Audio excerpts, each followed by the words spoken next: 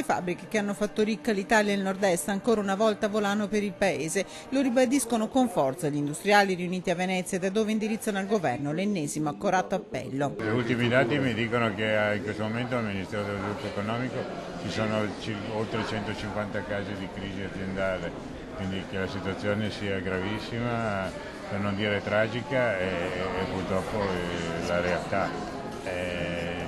Come possiamo uscirne? Ritrovando la crescita. Non serve un inutile ottimismo, bisogna guardare le cifre e rispondere con un'iniezione di coraggio e una vera e propria terapia d'urto. I rischi sono sotto gli occhi di tutti. Bisognerebbe accelerare i tempi e bisognerebbe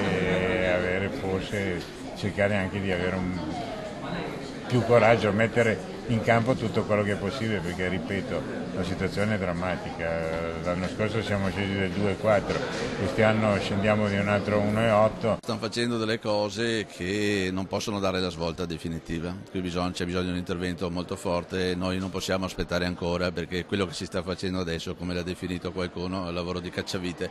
Abbiamo bisogno di qualcosa di forte, abbiamo bisogno di poter mettere in circolo capitali, far funzionare e far ripartire l'economia. Intanto Confindustria Veneto continua a guardare avanti, per questo ha riunito le 10 confindustrie più forti del paese, quelle del centro-nord, che rappresentano l'82% dell'export nazionale, sfiorano il 70% del fatturato, per guardare gli Stati Uniti del presidente Obama attraverso uno dei suoi esperti, Gary Pisano, e lanciare un messaggio: si deve ripartire da dove abbiamo iniziato, il manifatturiero. Dobbiamo stare attenti a non perderlo, perché la nostra forza è proprio quella.